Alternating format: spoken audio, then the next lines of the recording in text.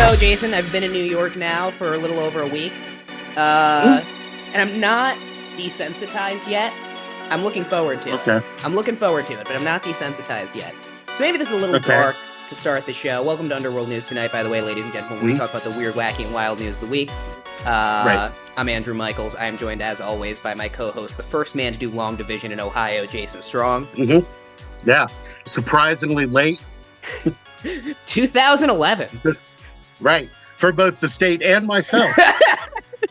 I was 37 and I finally cracked 37 years fun. Yeah. Gotta carry that remainder. Yeah. But yeah, so what I saw, it was a little sad. It was like it was a guy having a mental breakdown. And he was having a breakdown where he was having a full-on dialogue with himself about why he can't make himself not insane. Yeah. So real sad, real dark, but he did different voices for like his normal voice and his insane half, right? And the insane half was the Mickey Mouse voice. Well, and it was like,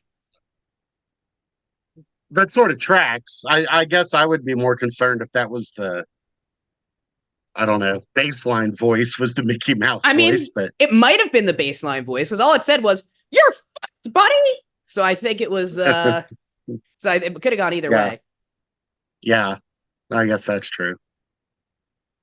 Yeah. No, I was gonna ask how you're settling in there. As you say, it's been about a week. Going from the cornfields to the big city, the Big Apple. Yeah. Following your dreams.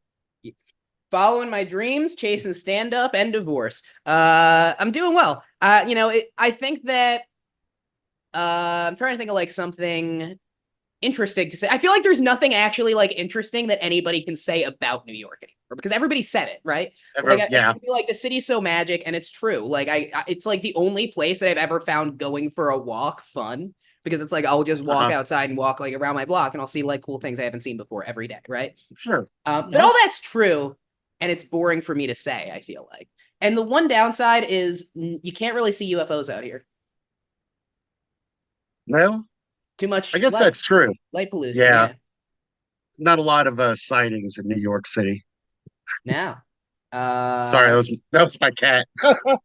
Probably a lot of ghosts. I haven't seen any ghosts. I was thinking that there's got to be a lot of hauntings in New York City. So are there? No, go ahead. Sorry. I mean, I think my neighborhood is too gentrified to be haunted. But I feel like, man, this would be a fun place to be a ghost. Especially like being a studio apartment ghost. I guess the question is if you're an apartment ghost, and especially a studio apartment ghost, where I feel like it's like kind of more relevant. Like, do you possess, and it like the entire apartment that you have? Do you possess the entire building, or like in my studio? Like, if I died in my studio apartment, right? Would I just possess the studio apartment, or could I possess like the person in Unit B? Could I like haunt them for a bit? Could I haunt upstairs for a bit? Right. Yeah, because that would make a big difference. Yeah, it would kind of suck to be a ghost to be stuck in a studio apartment on like the 7th floor. Yeah. But if you had run of the building, you could float. Yeah. Yeah. Are there any are there any sort of like, I guess there's not like New York City cryptids. There's the alligators in the sewers is one that there's sewer alligators. I had heard about a lot. I've not seen the rats yet because it's not rat really like the season, and like my apartment at least they keep pretty clean. So I've not seen a rat yet, but I have heard they're fucking massive. And from what I've seen, they are fucking massive. I don't think sometimes animals get found in Central Park that shouldn't be there. Like, it's not a cryptid, but like I think it was David, or one of our friends was telling us about this. Like, how does a coyote get there? You know, like how does any of this stuff get there? Sometimes RFK brings a dead bear, but like, well, sure, he's on the campaign trail. He can't be dropping off like emus and shit now. Someone's got to get the dead bear vote. Exactly. Yeah, it's a underrepresented demographic. It is politics, a dead bear. Yeah, honestly, like the forgotten people of this country. Yeah. So, anyway, what we do on this show, which I already mentioned, yes. We have a podcast, don't we? Yeah. I think that's did we ever get around to starting that? You did introduce us and the name of the podcast. I guess that's all we need to do, right? Is there anything else for the introduction? No, I think that's it. Bye, guys. See you next week. All right. Well, it's all phantom time, but right now, right, motherfuckers. This has been Underworld News Tonight. No, yeah.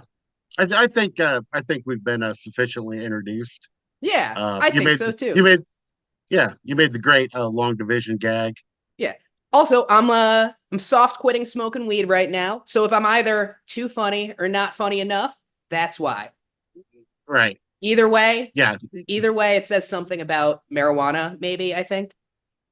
Right. And I, of course, am completely stoned. So yeah, no, that's fair. That's fair. Got to balance it nothing, out. Yeah, it's in the contract. There. So what we do on this show is we talk about weird, wacky stories, the paranormal, the unexplained, sometimes just the downright bizarre. And I don't know why I fucking said it like that. I tried to do. That was cool though. The downright bizarre. Jesus Christ. Sometimes I just try to do a radio voice and I'm like, what am I doing? Right. Feast your eyes upon this mystical magicarium of strange lore and unusual histories. Ooh. We talk about some weird shit. We recently changed the format because if you guys can tell, believe it or not, even when I am completely, even now when I'm not completely stoned, it is actually very hard for me to stay on topic sometimes. I'm a bit like Joe Biden, great leadership quality. So we got our man, Jason Strong. He's going to go ahead and go through these stories. We're going to talk about them. I'm going in, again, pretty much blind. Yep. I think that's a long way of saying that you've outsourced the work of finding. I've outsourced a significant portion of the work to Jason. I do still edit the podcast. I was going to say, poorly. It's only fair. Poorly. Yeah. I edit the podcast poorly, to be fair. Well, it's better than I do it. That's true. I do edit. I edit the podcast 100% better than Jason Strong. At least. All right, we good? We ready to dive in? All right. Yes, because the thought I had is so fucking unrelated and out of left field that it's just not even like relevant to the show. So I think we should probably just jump in. All right. Was that a fake cough? Was that a fake? That sounded like a fake cough. That was like a stage cough. No. No, it wasn't particularly productive though. My throat just like gets dry. It's like Are we leaving this in? That's you like, want to talk about my illness? That throat thing you did. No, what it sounded like is like when you get an STD test, they're trying to be subtle about it. So there's like, you know.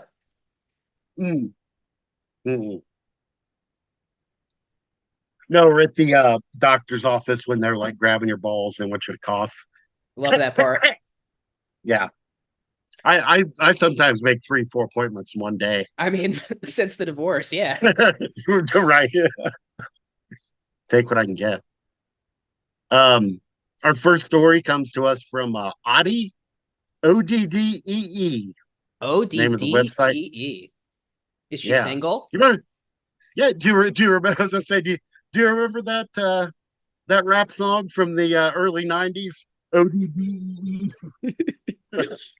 It was all the rage. Yeah, they played it all the time at skating parties. All right, so we were talking a bit about this before the show. With men, I pretty much only date men my own age. With women, I can go a little older. And we're like, what's the oldest woman I date? And I'll say like 40, but realistically, it's not 40. Realistically, it is however the fuck old you have to be named Audie. That is my ceiling. 92. That's pretty good. Yeah. But this story comes to us from Audie, written by Isle Papilla. I am drinking a Monster Energy right now, so I'm all for the Kyles. Isle. I-L-E. All right. No, he's not. No, it's fucking not. No, you're telling me this guy's name is I-L-E? I-L-E. Sometimes my brain refuses to take in certain bits of information, and this is one of them. But go on. We can't get hung up on this. Yeah. Headline: New museum exhibit commemorates the mysterious, quote, Kentucky meat shower.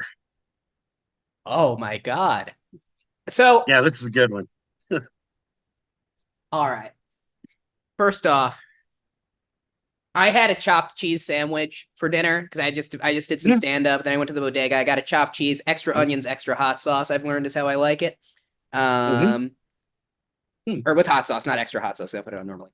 But all of which is to say, I might be making the first Brooklyn meat shower very shortly. That cannot possibly be true. Now there have been Brooklyn meat showers for sure. Right. Bath County History Museum is a small local museum in Owingsville, Kentucky. Might not be a place you'd think to visit unless you happen to have family in the area or something. Yeah. I don't know why they said family, might not. Like, I'm just going to go out on a limb and say, I will not be visiting Owingsville, Kentucky. Honestly, realistically, even with the meat shower exhibit, no offense. Right. Yeah. But you should. It says I should visit if you want to learn more about the bizarre event known as the Kentucky Meat Shower. Nearly 150 years ago, a farm in Kentucky got caught in a downpour. Instead of water, however, pieces of mystery meat fell from the sky. Despite various tests, no one has been able to figure out exactly what the meat is or why it rained down. And that's despite a chunk that has been preserved for all these years in DNA tests. So that chunk, the chunk that currently exists, belonged to Transylvania University in Lexington, Kentucky. That's kind of a mouthful. That's a lot. Yeah, I'm very curious as to how that started, what the exchange was. Right. That has to be some sort of like. I feel like Transylvania's got to be the Kentucky of Europe, though, right? Like, is that? I feel like, right? You might be, yeah. I sort of get that sense. Yeah, let us know in the comments, guys. Is Transylvania the Kentucky of Europe? Right. But were we saying that right? Like, because I wanted to go to Transylvania once. I still kind of do. It actually seems like a really beautiful country, but very spooky. But yeah, it's like there's not like a ton to do, it seems like. Yeah, I don't know. I mean, probably castles, right? Like you can go look at a castle. Yeah. There's castles all over Europe, though. Yeah, there's villages, whatever you do in a but like, whatever you do in a village. I don't think they want like a Jewish podcaster visiting. Now, like, I don't know. I think that like, I think the number of my ancestors who would be like screaming their fucking heads off at me if I set foot in a Transylvanian village for 0.5 seconds is insane.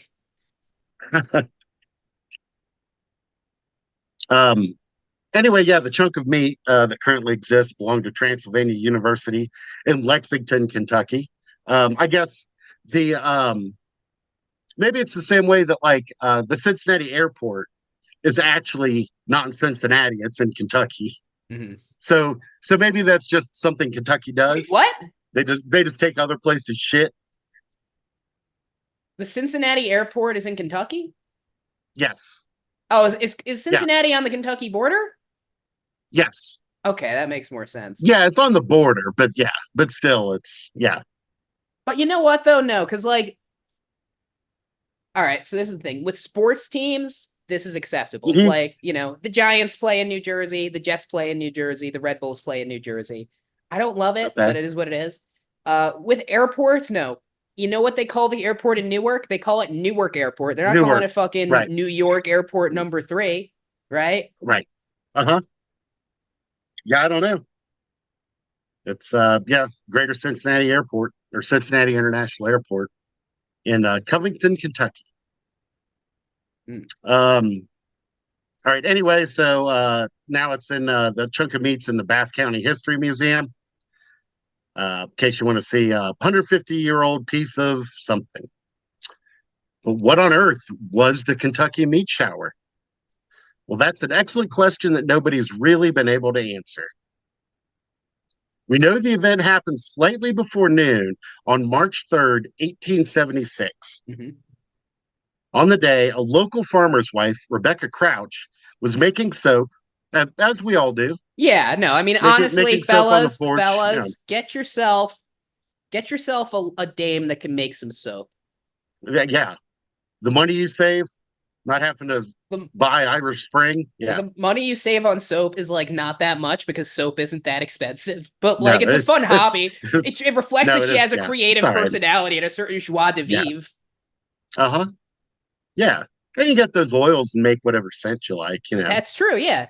Maybe we should start making soap. Nice. You think we should stop this podcast and just start a soap business?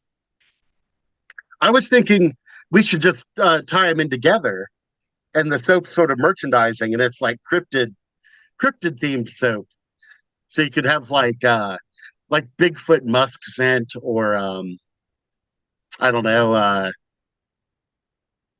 Jersey Devil crotch, or right. I guess I'm kind of out of that's a good. I think you're more out of touch with like what scents people want. Okay. But here's maybe an idea. Maybe this is like not a very good business idea. What if they have the soap, right? We're gonna do bar soaps. Because I don't want my soaps in prisons. So we're gonna do bar soaps. You gotta wash your way through them, right? When you get to the bottom, there's a QR code. You scan the QR code. We've already guessed the date that you're going to finish the soap and also what's going to happen that day. So, like, you're going to scan the QR code. And we're going to have to keep it a little vague.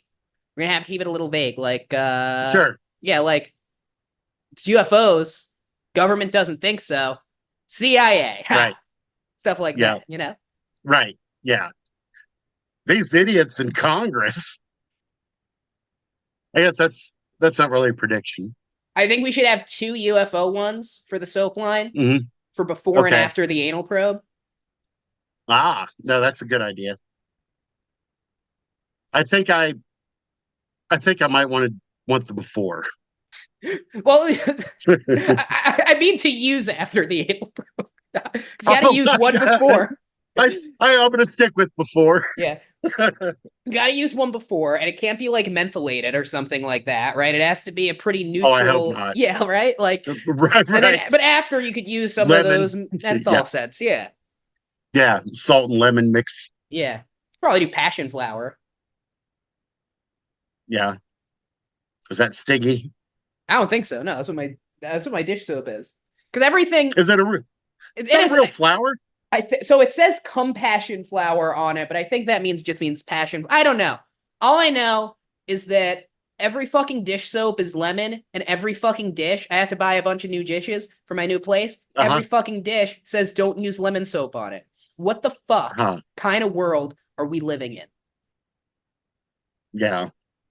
I don't know. That's how they get you, I guess. Now, all the more reason to learn to make your own soap, as Ms. Crouch did on that fine noon in 1876. She's out on her porch mixing up a batch of soap. Suddenly spotted something strange about 40 feet away. A piece of what appeared to be red meat fell from the sky, and then another and another. For several minutes, chunks of meat kept slapping down onto the ground. Mrs. Crouch fetched her husband to witness the event, and they naturally took it as a sign of God. Man, the story doesn't tell what they thought the meat rain signified. We assume they thought it was good, though, considering they gathered a wagon load of the meat. So this is a story that truly could have only happened in a time before airplanes. Because if you see a bunch of that happening now, you're like, something really horrible, something like horrific has happened, and I'm calling like the FAA and like go with my therapist. Right. Yeah, so no one at the time could figure out what it was. A couple people did eat it. They said it looked like beef, but sort of tasted like lamb. This was immune systems were fucking fire back then. Like that, they had to be. If you made it past like 5 years old, it's because your immune system had like been exposed to Yeah. Bacteria the size of Cocker Spaniels. That's Like you were functionally immortal. That's why the meme that pisses me off the most is when people are like, oh, like a single hot chip would kill a Victorian child, or like, oh, what if I showed a Victorian child like Ice Spice twerking? And it's like, a Victorian child had every disease known to man already, and like had seen his friend get a leg blown off by Kaiser in a ditch before the age of 12. I'm pretty sure he could handle fucking salad fingers. Right. I don't know why I said salad fingers. That is a 20-year-old reference. It was over my head either way, so.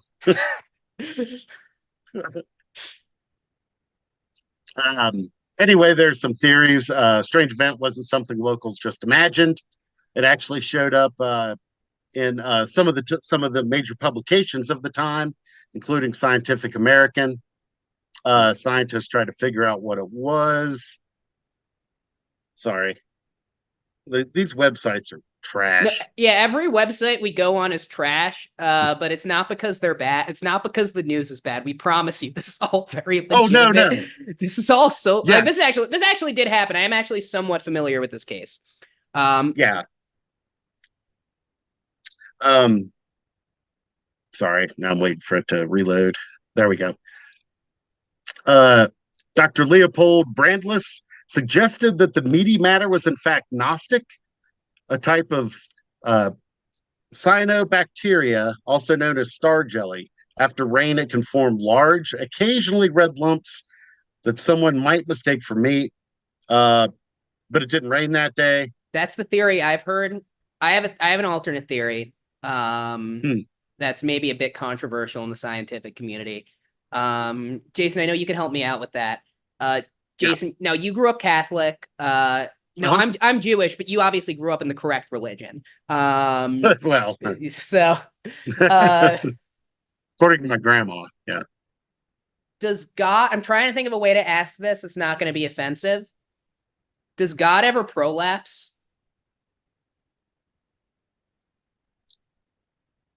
That's an interesting does God question. ever ask? I mean, let me be more specific. Does God ever up in heaven ask Jesus's most closeted disciple to just fucking rail that divine bussy until he is screaming, and then when he pulls it out, spaghetti-o, we've got meat rain in Kentucky. Got a meat rain, yeah.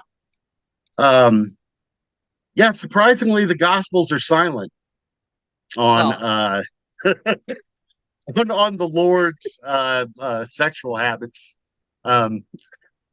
Although, we have talked about the Vatican archives before, this vast collection of secret knowledge. So who knows? All right, yeah. So the Catholics are silent, Jews are silent. Yeah.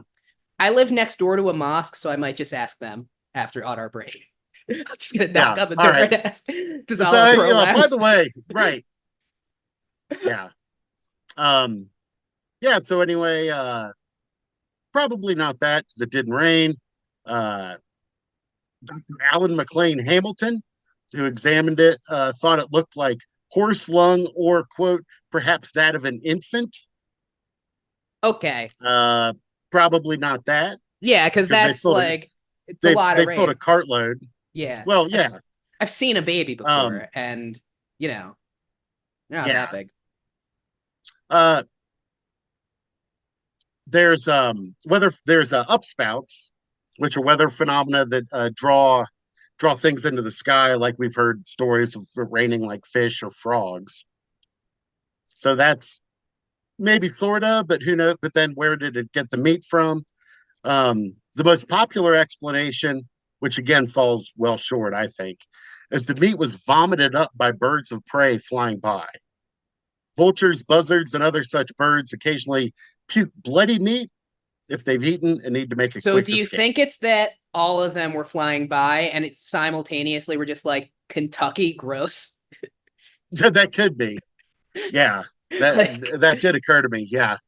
They're like, oh, or one of them's sick and then the rest of them, they have that reflex. Yeah. Oh, yeah. Are you, where like if I don't know. Do you, if you're around people that are throwing up, does it? If it's like really bad, if I see somebody puke in the toilet or in like a trash can, no, I'll look away and I'll be like grossed out. if somebody like pukes on the floor near me and then I'm like staring at the puke, I probably will throw up or at least get very nauseous.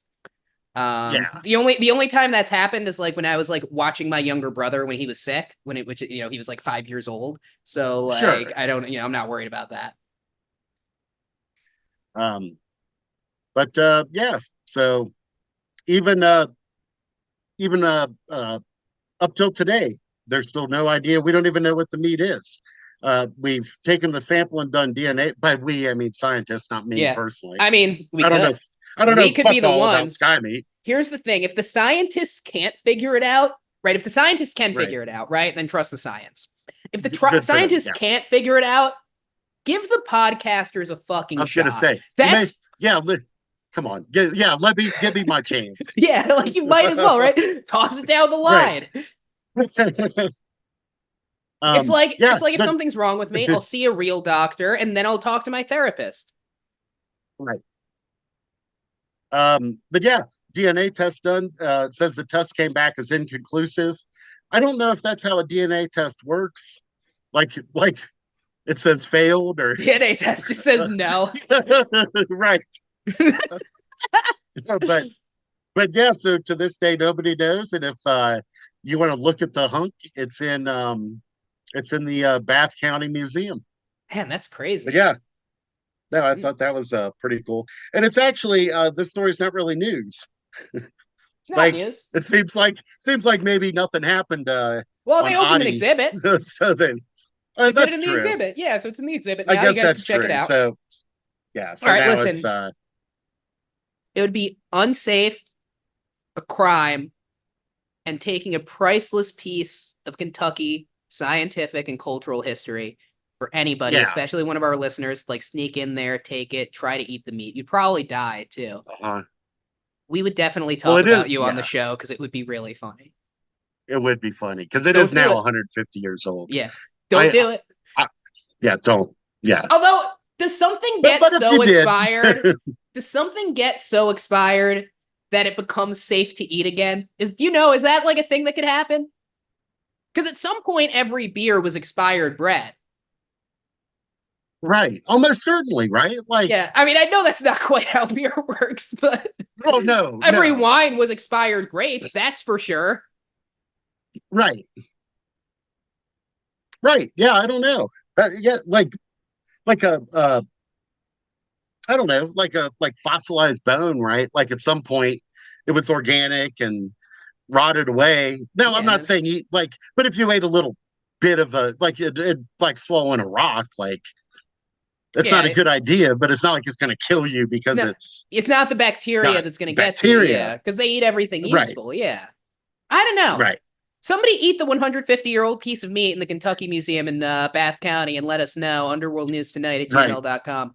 I was going to say, I'm picturing the museum staff, showing up and unlocking the door, opening up, and there's a guy sitting there with like a napkin tucked in. And a fork and knife and the bottle open. He's wheeled in. He's wheeled in at one of those like green egg barbecues. He has an apron on that's like, if you're reading this, bring me a beer. He has my dad's apron that says Democratic Party, Republican Party, no, likes to party. All right, guys. You're not even going to hear this break. When we use Zoom, which we will until I get my desktop back, we have to switch meetings sometimes. So I'll either edit that out or not. See you guys. Yeah, who knows? Our next story comes to us from Leicestershire Live. Nice. Leicestershire. Yeah. I think it's actually pronounced Miami. Oh, you're right. Pardon me. Miami Live. This is written by Dylan Howard. Great. Let's go. Family reveals 54-year-old secret behind Leicester. But how did I say it before? Miami. L-E-I. I think you said Leicester or Leicester or I don't know. Leicester. Leicester. Leicester. I'm going to say Leicester. Yeah, sure.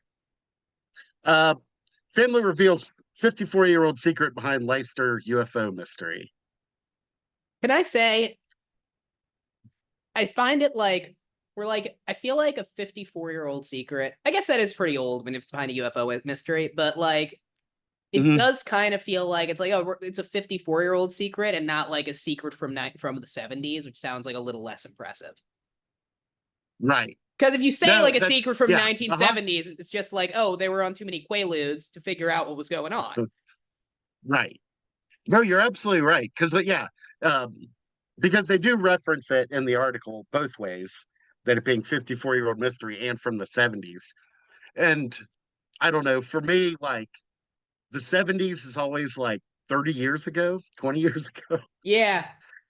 Like perpetually, even though, yes, it's over 50 years ago. Yeah, well, speaking of which, by the way, speaking of which, we didn't announce this from the outset.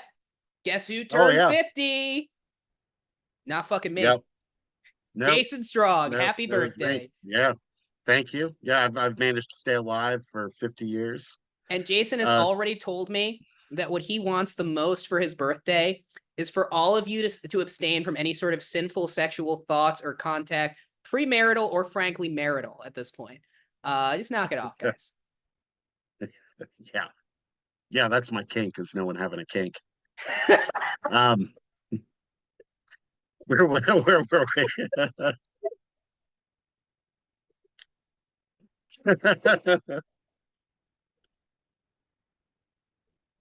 Oh no, why is that? All right. I'm good. A Leicestershire family has finally revealed the truth behind a decades-old UFO mystery. I like the way you said Leicestershire family. That little pause. That was. Leicestershire. Do you like not see them as people? That little pause was allowed. Right. That was a Leicestershire family. That was how you said it. I think when I hit Leicestershire, what was going through, I was trying to remember, is that how I said it the last time? And I couldn't remember, so. I'm sure they're wonderful people, despite living in they're British. I was going to say, despite living in a UK town that for the life of me, I can't figure out how to pronounce. Sure, finally, unidentified flying objects. Unidentified flying object spotted in 1970, which has puzzled locals and even involved the RAF, has been revealed to be a homemade hot air balloon. They kind of take the gas out of the story right at the top there, but RAF, of course, Royal Air Force. Royal Air Force. That's yes. Yeah. Also, my favorite Ninja Turtle. Raph. Yeah, Raphael. But yes, what was it? He had the sai. With the staff. He had the sai. Okay. He had the little forks. He was cool but rude. He was a little edgy. Cool but rude. Yes. Yeah, that's right. Forgotten his Ninja Turtles. You know what they call that? Early onset dementia. That's right. You hit 50 and all of a sudden, like, can't remember any of the Street Sharks, Cowboys of Moo Mesa. I barely remember. What? That second show is definitely not Cowboys of Moo Mesa. Real. They call this. That's a real. Yeah, it was a like late 80s or early 90s cartoon. It was probably like a year or two. You know. Yeah, I was gonna say I cannot imagine it was very long lived. No, but the popularity of the Teenage Mutant Ninja Turtles, like, spawned all these knockoffs. Like, there was a show called Biker Mice from Mars. Do you think we're too late to get in on the craze? I don't know. What you have in mind? All right. I'm gonna say, so what do we need? We need them to have an animal type, a demographic, and a job, right? Yes. So, all right. And a fourth adjective. We need a fourth adjective of some kind in the middle. So I'm gonna say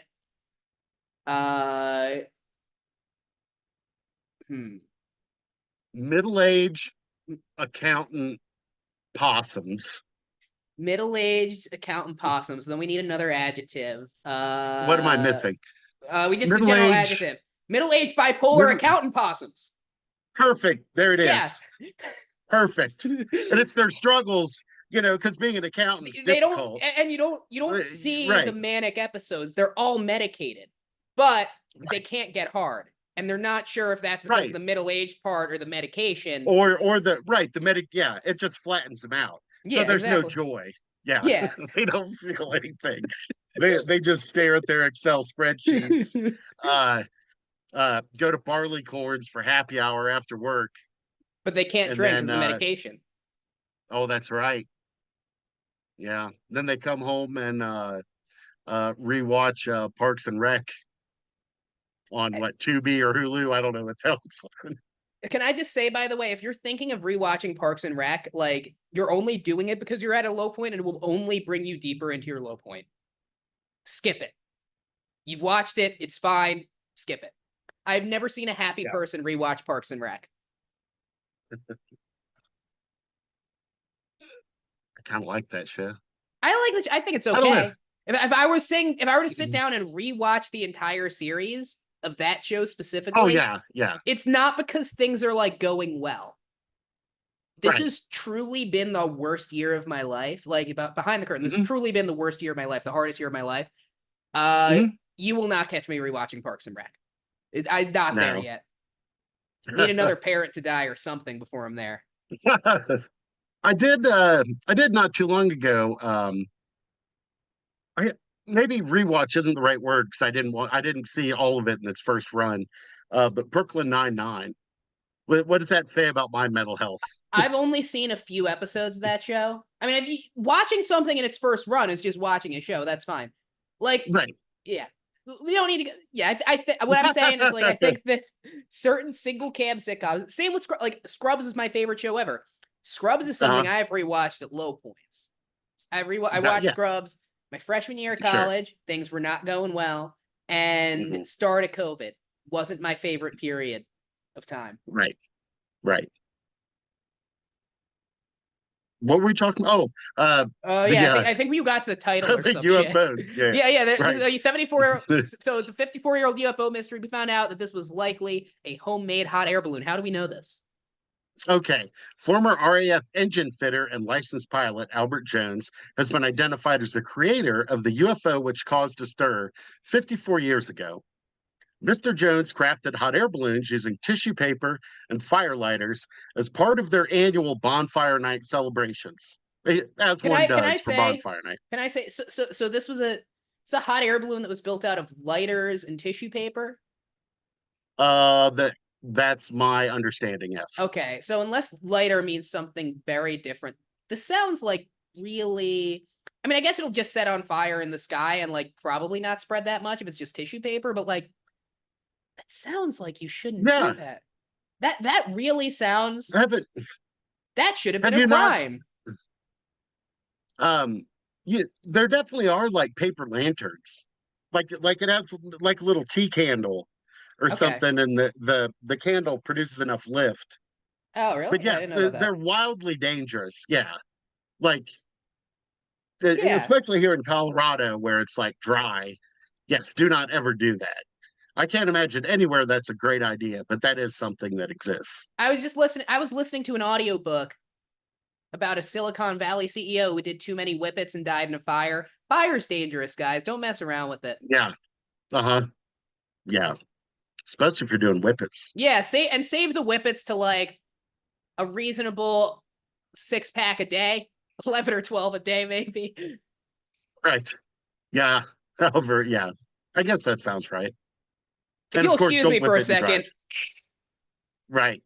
Is that the noise it makes? I think so. It's been so long. You ever done a whippet? I've never done a whippet. Like when I was a teenager. All right, I never done a whippet, but I was a fat kid, so I did the ready whip directly in my mouth, so I might have done an accidental whippet. Oh, I've definitely done both. Yeah, because I've definitely ready whipped myself in the mouth, and it's been intense. Yeah, that shot of cold down your trachea. Yeah, no, it wasn't. I didn't care for it, but anyway, back to the story. Martin Jones, Martin Jones, 64, from Whitwick near Colville. That you're familiar, of course, with Colville. Of course, obviously. It's where the coal comes from. Sure. Shared the story to mark what would have been his father's 100th birthday, revealed how his father swore him and his friends to secrecy at the time. Okay, what a fucking way to honor his 100th birthday, right? What a great way to honor your father's 100th birthday. Can I just tell this dead British Air Force pilot, I would have been a better son than Martin. I would have kept my fucking mouth shut. My family knows. Yeah. Well, all those murders that your brother committed, you guys sat on that. I don't think he listens to, I think he sometimes listens to podcasts. My older brother would be the funniest person in the world for it to end up that he was a murderer. I think it'd be one of the top 10 funniest people to have end up. I know it's not funny for anyone to be a serial killer. It'd be a little funny if my older brother was a serial killer. Yeah. So sworn to secrecy because he made balloons. One of the balloons landed in a garden on Nursery Road, Leicester, sparking UFO sighting report. A Leicester Mercury report from November 7th, 1970 covered the incident with the headline, "Space Objects Crash Land." In it, the article showed Iris Draper of Nursery Road, Scraptoft Lane, oddly exacting. She had discovered one of the UFOs in her back garden. 12-foot long paper balloon attached to a 4-foot wooden hoop. Okay, so this seems really stupid then, though, because, like, this was a festival that they did in this town. And they knew that these, like, balloons were going around. And people know what a paper lantern is. And they certainly know what paper fucking mache is. So they looked at something that they could physically tell what it was. By looking at and touching it, right? This isn't like crash-landed military technology. Right, where it's like, okay, people aren't going to. Yeah, people aren't going to know what that is. It's not a weird piece of an airplane. You're not an expert. Right. If I see paper fucking mache on the ground, I'm ruling out the aliens. They are ruled out. Right. Yeah, I don't know.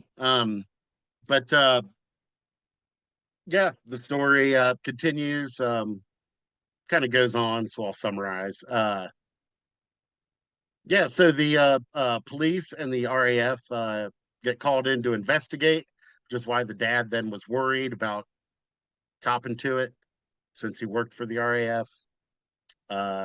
Became part of the UFO sighting lore, the history, and yeah, just recently the son on the 100th birthday admitted that that's his dad did it. So, he would have a laugh about it now, Martin says. Probably had a laugh about it then. He probably wouldn't have a laugh about it now because he'd be 100 years old and riddled with dementia. So, and it would like physically hurt a lot to like his lungs wouldn't be able to take laughing. No, he'd drool a little more about it now. Well, yeah, I may 100. Yeah, who knows? Were you gonna say like 100 isn't what it used to be? Is that what you were about to fucking say? You're right. Well, there's some like pretty spry 100-year-olds, but then again, there are also some pretty like incapacitated people younger than that. So yeah, and what do you mean by? I don't know. There are some relatively spry 100-year-olds. There are no pretty spry 100-year-olds. They're not doing gymnastics. They're not doing a jog. They're not going for right. That's what I'm saying. Like that is relatively spry. They can walk slowly down the hallway. They're not like thrilled to be here. That's all I'm saying. That's all I'm saying. Anybody who wants to live to be 100 is a fucking idiot. You want to live to be 87. 87, you think that's 87 is a solid cutoff. No offense, Grandpa. We're getting there, but like I don't think he listens to the show. But 100. Well, I gotta say, uh, as you mentioned, like I just turned 50. To be totally honest with you, until like my mid 30s, I never imagined I was going to make it to 50. That's very sad I'm because you were born in so 1974. You were born in 1974. it just seems so impossibly old to me until I started hitting like closing in on middle age, and I thought, oh fuck, I'm going to make it. And now I have to think about things like a 401k, You definitely want to think about Christian, retirement before 50. right, my health, Yeah, no, those are things you wanted to think about before. right. But I didn't because I thought, that's forever. You can front load it. I It's like did high more, school. and then right, and then I would do whip bits and forget about it. Oh my god. But yeah, it's my crippling whippet addiction. You know, what some people would call a crippling whippet addiction, others would call, I don't know actually, what would others call it? I don't know. That was a perfect example of me starting a joke and thinking I'll come up with something at Not the end. going right. So let's just keep going. Others would call doobly doop doop doop doop doop. Wednesday morning. That's true. Yep. That's a much better joke than I made. It's like one of us comedian. That's why we're a team. Oh my god. All right. I don't want to make fun. I want to talk about whippets so much on this podcast, especially when it's a drug that I do not do. However, genuinely, like if you are addicted to fucking whippets or like especially the galaxy gas. First off, you're addicted to the galaxy gas. If you need to take a flavored whippet, like don't do whippets. If you need to take the fucking galaxy gas and have a flavored whippet, you are truly a little bitch. No offense. I'm just gonna say that, right? Is that what galaxy gas is? Yeah, galaxy gas. It's these big. This shit needs to be banned. It's these big fucking canisters for whippets, so they don't need to change out the cartridge like a crackhead, and it's flavored. Okay. And I think it's actually like auto grade nitrous, like not even like food grade. So it's like really like not good. And yeah, and what they're specifically for inhalation, like why they are for culinary use only, quote unquote. But if you've ever have you ever seen fruit punch flavored whipped cream? Yeah. Well, no. No, you have not. Have you ever seen like lemon lime flavored whipped cream? No, they're for inhalation. I have not. No. They also don't sell whipped cream making equipment at smoke shops, so I'm assuming they are for inhalation. That's makes sense. Right at the head shop next to the bongs, they have they have glass pipes, bongs, whisks, spatulas. baking equipment. Now, like, I genuinely think like you either need to. It's like a weird in between, right? Where it's like either you just stick with weed, alcohol, and psychedelics, right? Stay there. Right. That's my zone. Right. That's my zone, right? Stay there. Or just do some real fucking drugs, right? Just do some like, but don't give yourself the brain damage of doing real drugs, but you're doing whippets. That's all I'm saying. Right. Yeah, it does seem like it was, in fact, colossally stupid to do, and yeah, it's hard to imagine. But I guess we both live in places, and we're of an age that like we can get weed, alcohol, hallucinogens, like in New York, right, like easily, like it's even legal here where I am. Yeah, in New York too. Hallucinogens aren't, but like I already have had like 4 separate people offer me since I got here, so I'm good. Right, and as I'm talking, as I'm saying that, I'm realizing I have all 3 of those things in my house at the moment. Like, so maybe I come from like a privileged perspective. You know, if you're 17 years old and you live in like bumfuck Arkansas, right? You know, how are you getting fucked up on the weekends? Yeah, you know, though, like maybe like I can, but outside of that, like I don't. It's never been hard for teenagers to get booze and weed. No. Like it's Right. I mean, it was hard for me because I was a fucking loser. But like, if you were a remotely well-liked teenager, like right. My brother and his friends knew how to get alcohol. They knew how to get weed. I think it's better for teenagers not to be able to get the legal weed because I think God intended your first time you smoke to be the worst fucking ditch weed you ever paid $25 a gram for. Exactly. Yeah. Yeah. And to spend most of the evening, I think I feel it. Or do you feel it? I'm I can't. feeling it, man. I can't. You know, if we play Dark Side of the Moon and watch Wizard of Oz, they line up. But wait, I have to time it to crazy, start at man. exactly the right time and Right. also narrate the movie the entire time to tell you how they line up. Oh, the more things change, the more they stay the same. Man, starting that shit in the early 2010s is wild because people would really be like, I got this crazy song you gotta listen to while high, and it would be the fucking Lumineers. Man, that's got to be disappointing. Or like you're blazing it up, you're like, let me pass the aux. Pen! And you're like, oh my god. So show me family. Is that the Lumineers? Hey. Lumineers is Oh. You belong with me. I belong with you when I say that one. Oh, that's even worse. That was it was a whole genre of music called. Oh, I know. Yeah, like I consider it dads that just started working out rock, right? Because I associated it with like my dad got into pretty good shape around that time. Like he had taken some time off of work, he like lost a bunch of weight, but he would always listen to the Sirius XM coffee house station in the car. Truly the fucking worst. Really? It was between the Lumineers and like, you know that Budapest song, the one that guy goes, "Weekends in Budapest." Yeah, I fucking hate that guy. I hope he's dead now. Yeah. I hope no. I hope he was on the Titan submersible. Can I say that? Can I say I hope the guy that did the Budapest song was on that? Because I don't know if he was. That was like, man, that was such an awful time for it.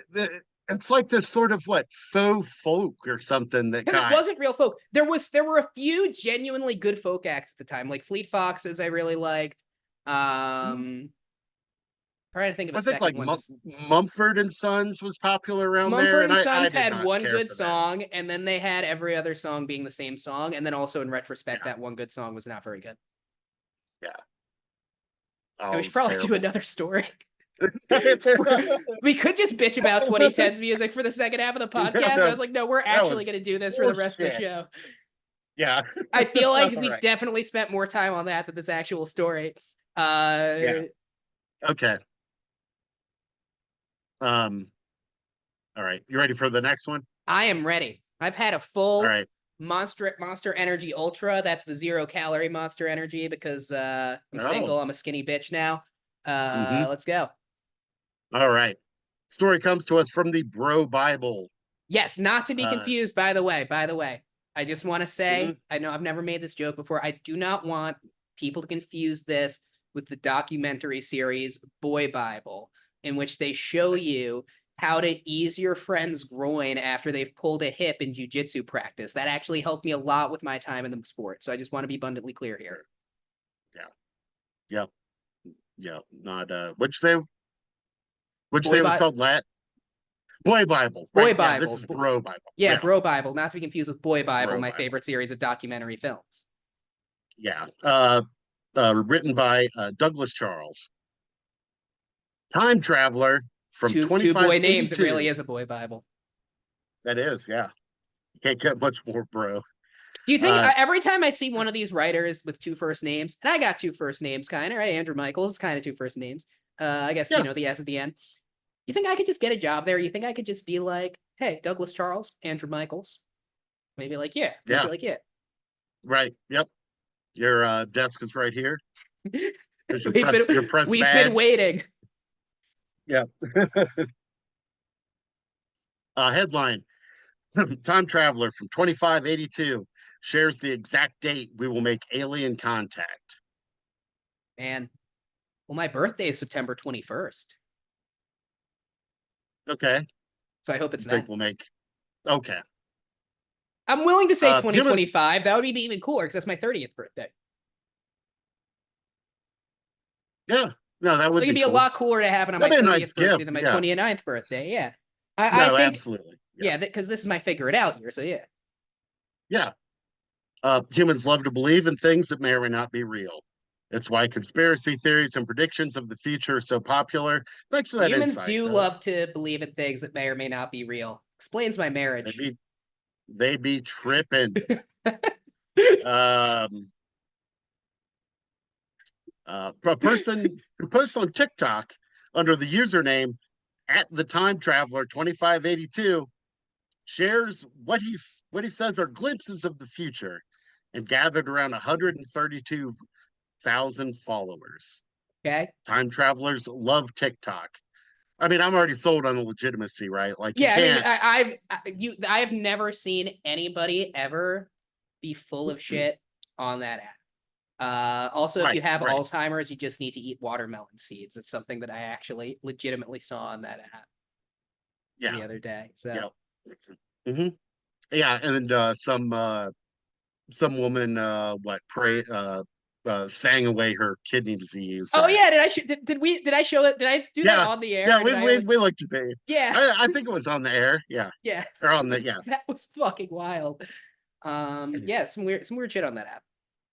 Follow me, Andrew Michaels Comedy. Follow the podcast, Underworld News Tonight. Jason, you're on TikTok too. And Jason B. Strong. Yeah. Yep. None of us are time travelers yet. No. Well, kind of, but just in the one direction.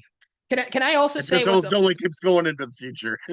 Can I also say what my problem is with this? When a time traveler from 2582 or whenever this is comes on and gives his like predictions, that's allowed on the app. That's fine. When a time traveler from the year 582 gives his thoughts on who killed Jesus, all of a sudden he's banned from the app. What's going on? Right. Yeah. It is. It's very discriminatory against a certain type of time traveler. Exactly. Yes. Yeah. Yeah. So that's what all times matter. This person, yes, all times matter. I have that sign in my front yard. This person claims they're a time traveler from the year 2582, have repeatedly shared dates in the near future where something incredible is supposed to happen. For example, on Tuesday, I guess relative to when this was written, which is a couple weeks ago. For example, on Tuesday, this person shared a TikTok video with the following claims about the near future. Quote, "Yes, I am a real time traveler," they wrote, which it's a video medium. I don't know why they're writing, but yeah, I think they mean they said, but that's okay, bro Bible. It's okay, boy Bible. No, it is actually wrote. Like I looked at it. So they did. They physically wrote. Yeah. Do you think it's because he has a future accent and we wouldn't be able to understand it? Like that's not even that much of a joke. That's actually a really good point. Yeah. Right. It could be some kind of like slang or some like regionalism that we would have no idea. All right, what if the future accent sounds like a guy doing like a really offensive gay voice today, so he like can't talk because like how everybody talks then would be like so true. Offensive on the app, you know? Yeah, that's true, and no one will listen to his prognostications. Yes, I'm a time traveler, they wrote. Today I will give you proof. Remember these major dates in the near future. You should reconsider my authenticity as a time traveler. The timeline can still be changed. All right. We're gonna write these down so we'll check. All right, and if the timeline can still be changed, never mind. We don't need to go into this right now. Just continue. Just go. Right. All right, let's write the dates down. I'm pulling up the notes app on my phone right now, so I am actually writing these dates down. Okay, December 23rd, 2024. So in a couple weeks, 3 weeks, a huge boat goes missing in the Bermuda Triangle. It is gone for 6 months. In Bermuda Triangle, gone for 6 months. I will say most big boats are like just a bunch of shipping containers and like 5 guys. It's probably not that big of a deal. Right. When it's picked up by radar again in 6 months, the people on board will claim they've just been gone for a day. The next date, December 12th, 2025. This one a little further in the future. A small meteor containing antimatter hits the Earth. Mm-hmm.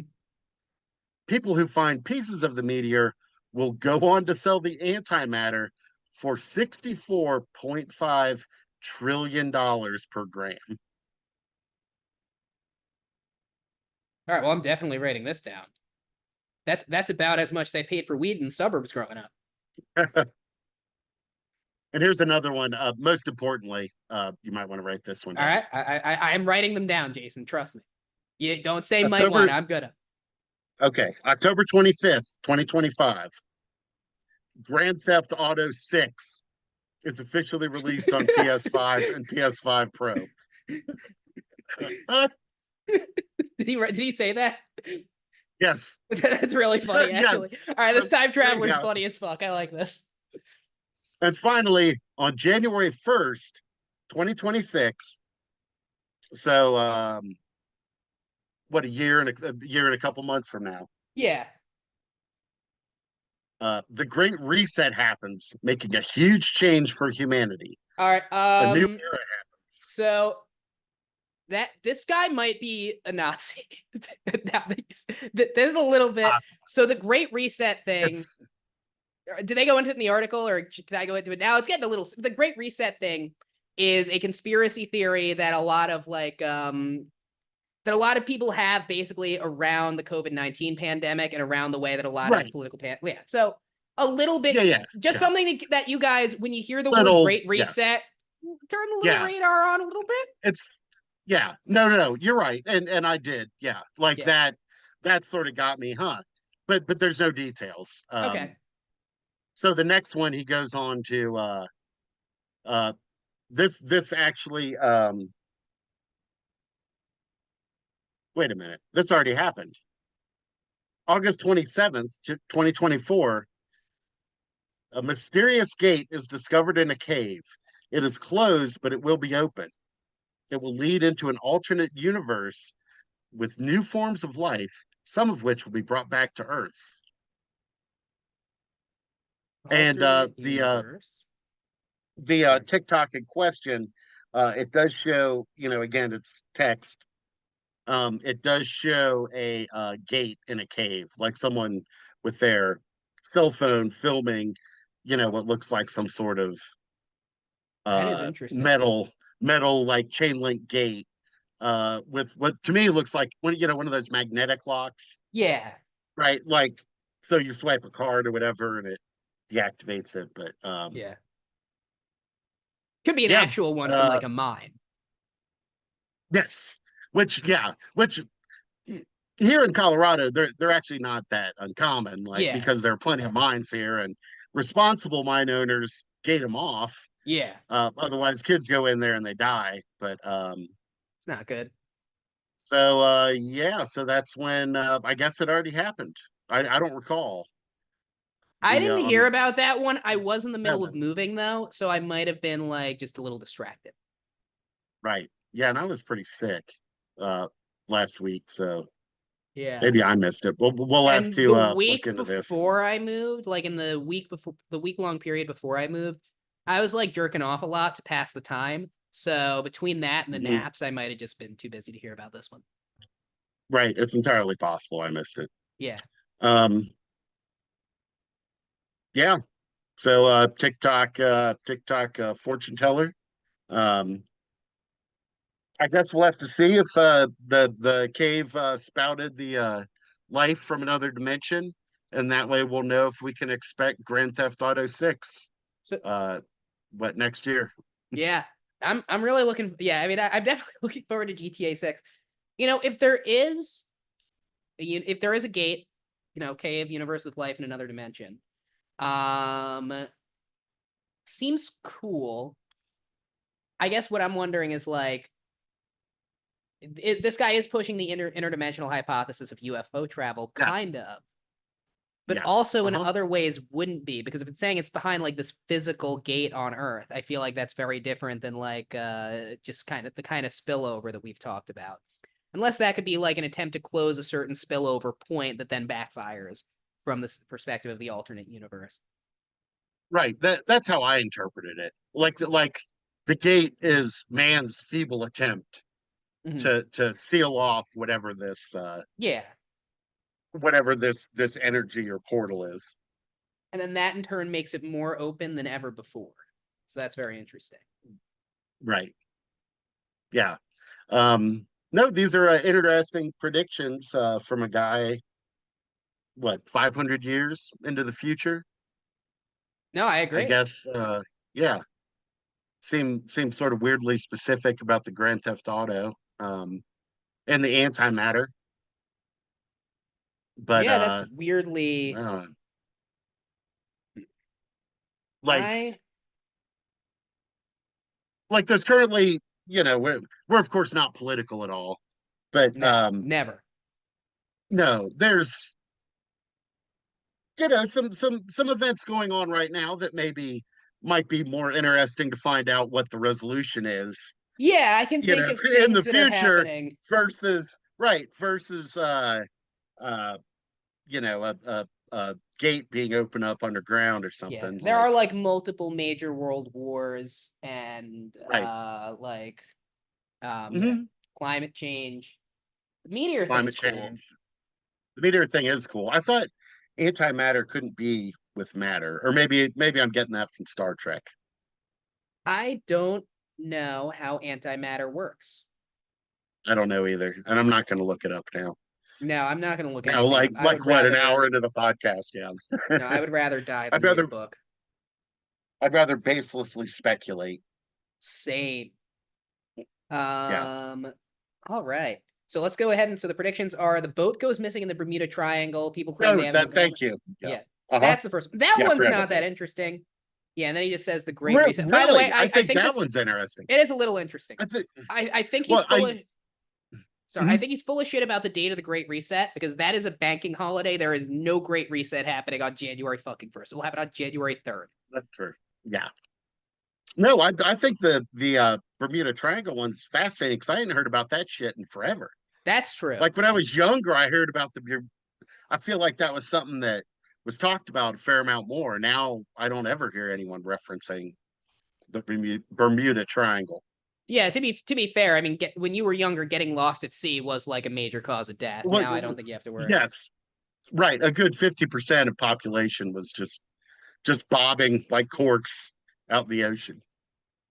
These have been such seamless transitions this episode. Honestly, whoever edits this show, Oscar, Emmy, Mm-hmm. whatever the fucking podcast award is, Mr. A body. Universe, Mm-hmm. Playmate of the Year, Yeah. fucking, I don't know, what's another award? Nobel Prize. BET award. Give Mm-hmm. me them all. That's all I'm saying. Yeah. Image Award. Yeah. Image awards. Yeah, I've seen some of those. Mm-hmm. What's an image? I'm actually looking around. I have a picture of the Soviet space dog on my wall, but he's not in frame. Olympic bronze medal. Olympic. Yeah, that's fair. I could do All it. right. Our final story this week. This is a bit of a follow up to a story we covered, I believe, 2 weeks ago. All right. About well, we'll just get into it. This comes to us from Newsweek, story by Shannon McDonough. All right. The shark, 61, bids to swim Lake Michigan again. Oh, so we did talk about this guy, Jim Dreyer, right? Jim Dreyer, known as the Shark. So this was a guy, first off, did we say he was known as the Shark in the original story, or did they just not mention that? No, we referenced it. Yeah. Okay. It mentioned it in the first story. Yeah. Okay. I think he doesn't need to vow to do it again. He already has done this, though. Like, he already succeeded at this and then proceeded to fail at a thing he already did a bunch of other times. This is truly a story of the life-changing magic of quitting while you're ahead. I don't know. Yeah, I guess it's important to him that he do it. Of course, for the benefit of new listeners or anyone just tuning in, which would be weird because this is a podcast. Yeah, I don't know how you did that. Just literally just go to the beginning of the episode, guys. Come on, like right. The Jim Dreyer was we covered his story a couple weeks ago. He attempted to swim across Lake Michigan and failed when he lost the batteries for his GPS and ended up swimming about 75 miles off course. So here he is now. Determination remains unshaken after swimming about determination remains unshaken even after his GPS failure forced him to abandon his last attempt. Man, yep. Good for him. Good for him for trying. Good for him for, kind of keep going. But again, you've already done this. You're 61 years old. This seems like a massive pain in the ass. I don't. And presumably you did it with a much shittier GPS or no GPS, depending on the year when you did it originally, right? Right. This article doesn't say anything about him doing it before, but I do recall that. Yeah. Yeah, because I think it said he had done it in like the 90s, right? Did they have GPS in the 90s? Like for like personal use. I know like the military had it. Well, if he's using it, if he's swimming, it's got to be like, I would imagine with that in the 90s, you probably, now it cost a fortune. But it was you like could have got your like, hands on a GPS. Yeah. And it would have been really for like, there were probably military ones, and this was like for like some extreme sports, like either long distance swimming or free solo climbing or whatever. Yeah. That would make sense. That would track. Exactly. I don't know. Maybe because he's 61, just to show like age ain't nothing but a number. I don't know. I mean, I feel like 61 is like, it's obviously it's up there, it's old, but like it's not like so old that I see a 61-year-old do something athletic and I'm really like, oh wow, I can't believe he did that, right? Like, but also swimming across Lake Michigan, anyone of any age, I would be like, oh wow, I can't believe he did that. No, that's true. But like, there's that on the one hand, and on the other hand, like, I don't know, I think about my dad. My dad's 56 years old, right? He's not 60, but he's closer to 60 than to 50 now.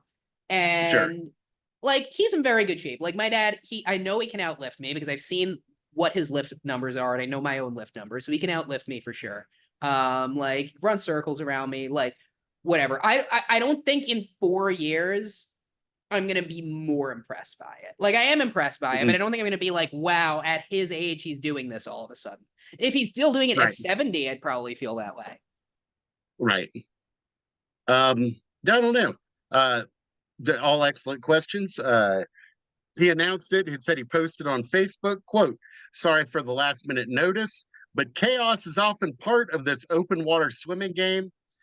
He posted along with a link to the 1987 Whitesnake anthem, "Here I Go Again." All right, that is a banger. So first of all, bitchin'. Second of all, that was the song you did your first whip it to, right? Exactly. Yeah. Yep. Chaos is part of the open water swimming game. I think it's actually very careful planning. Yeah, no, chaos shouldn't be part of. I think chaos is more part of the open water drowning game. Right. Oh yeah, here we go. Yeah, it does mention that his first successful crossing was in 1998. 1998. Oh yeah, say a GPS. I thought it was 91. I wish they would have still had it, but man. But yeah, the Lake Michigan, second largest of the Great Lakes, notorious for its unpredictable waters and powerful currents. We talked about that last time. In case you're curious. Yeah, I didn't know there were waves in the lake, so thank you for telling me that. I would have looked like a real fucking idiot if I said that on a podcast. Yeah. First recorded successful swim was by Ted Erickson in 1961, and he did it in under 37 hours. So. No GPS. No GPS. He just had a paper map, I guess. Well, it got dark all of a sudden. Wow. Is your power out? No, the sun's going down. Oh, okay. I never turned it on. It was bright up here. Oh, cool. We're about done. This adds a little creepiness, I think. Yeah, no, it does. It gives you Maybe I'll do all of them this way. I like this. Your for you it works well because you have enough light on your face. I had one of these overheads off, and my face looked weird, so I had to turn it off.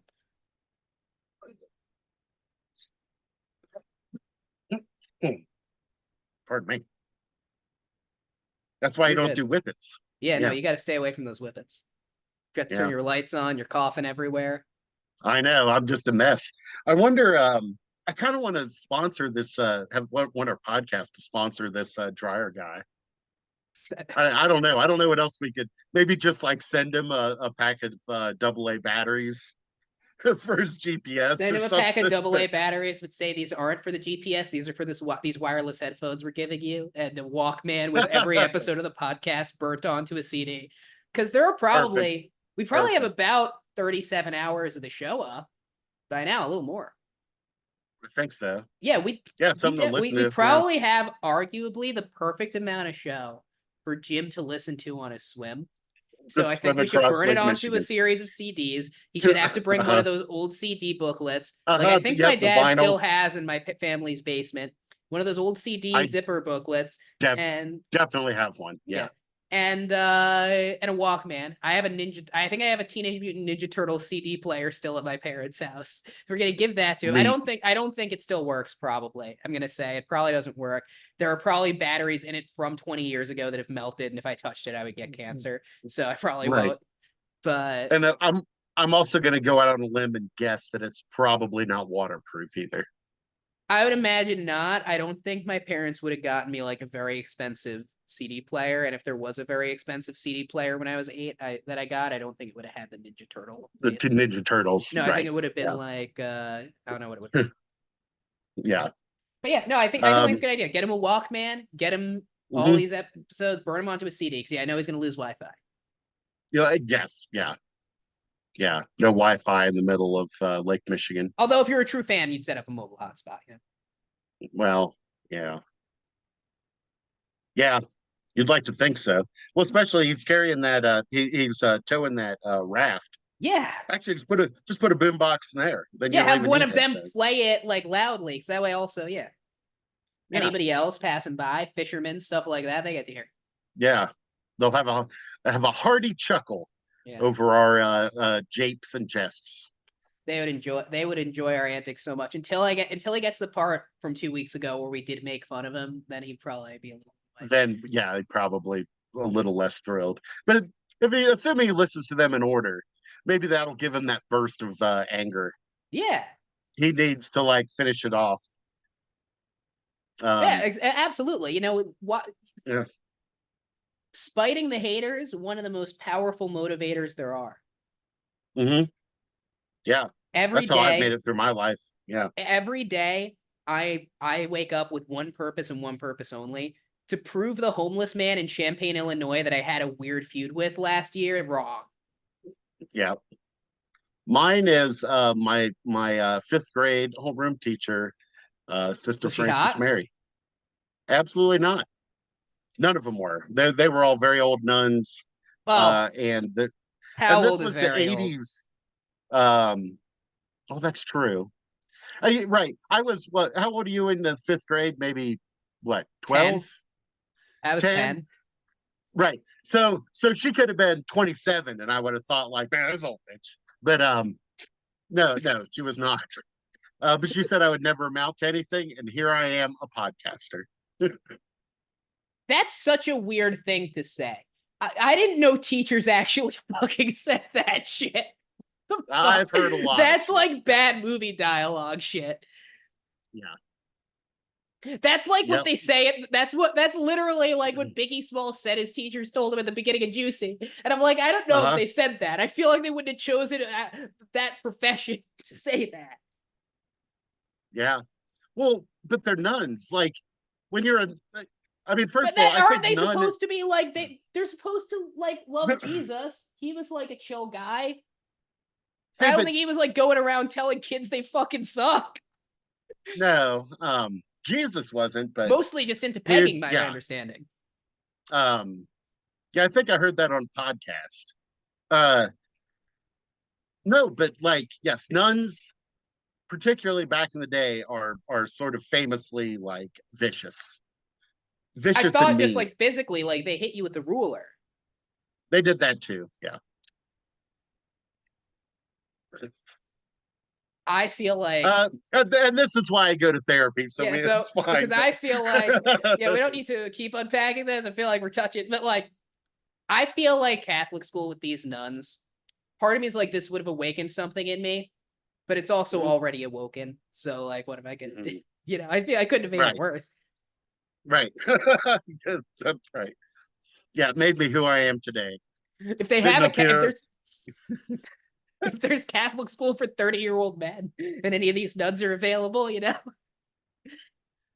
I think you could probably, with enough money, approximate the experience. Yeah. Oh no, that's definitely don't have that. Oh, all right. All right. Wow. Well, that's all I got. Is that it? So, this is another one of those episodes. 4 stories. Another one of those episodes that I don't know how we did. Yeah, I don't know. We made a podcast. We got through it. So, we got through it. We made a podcast. Guys, thank you guys so much for listening. I know it's been a hectic few weeks. I was obviously going through some stuff and decided that it was for the best that I take a mental health leave. I think that was the right choice. I'm sure you guys agree. Absolutely. I then had to take another week off to move, but now I'm back. I'm settled in New York. We're going to be able to keep doing this on a weekly basis. We've got scheduling pretty much figured out to the extent that you guys need to worry about. We're going to start bringing guests back in soon. And I'm doing more and more stand-up than I've ever done before in my life. I have done stand-up in the 9 days since I've moved to New York. 1, 2, 3, 4, 5 times. And I'm planning on doing it possibly 5 times tomorrow. I'm possibly so I'm going apeshit here. I have not filmed any of my sets yet because I don't feel like I've had a set good enough to film New York level. But it's all new material. And if you guys want to follow that, you can follow me on Instagram, TikTok, YouTube, Andrew Michaels Comedy. Jason, you have an Instagram and a TikTok, don't you? I do. It's Jason V. Strong. Jason V. Strong. Check it out. He'll post some of his art there. Maybe he'll post some other things. Some other, stuff. Just stuff. Yeah, now that he's turned 50, we do want him to post some scrote. We don't want to see your dick. That would be in poor taste. But I do want to see what's going to happen to my nuts in 20 years. So I think maybe maybe some tasteful like back sack. Yeah, some back sack, some side sack. Yeah, just tasteful. Yeah. Just do like a man's cleavage shot. It's like the leg of a boxer brief with some nut hanging out. Right. I have my leg. Yeah, I have shorts that are a little too tight, and I have my leg like hitched up. Oh man. Yeah, guys, and you could also follow the show wherever you get your podcasts. Obviously, make sure you follow, make sure you comment, make sure you rate. All of that helps us a ton. If you've honestly, the biggest thing that you could possibly do to help this podcast, if you're a regular listener, keep rating the show and start commenting on episodes. You know, like that actually helps us a ton in the algorithm. It also lets us know what you guys want, what you guys are enjoying. So we appreciate that. But if you want clips of the show, you want our updates, we're going to be posting those Facebook, Instagram, TikTok, YouTube, Underworld News Tonight. So you can find us there and also wherever you get your podcast. Guys, listen. Jason, do you have any words of wisdom to close on? I'll give some words of wisdom next. You're a wise man. You just turned 50. Keep your wheels spinning and your beavers grinning. You know, Jason, I got some words of wisdom for Jason. Jason's like, I'm behind on life. By the time my father was your age, he had a dead wife, so it's not so bad, is it? I reckon not. I'm very happy with where That's good. And remember, guys, I feel good about it. Remember, guys, it is all phantom time, but right now. Yep.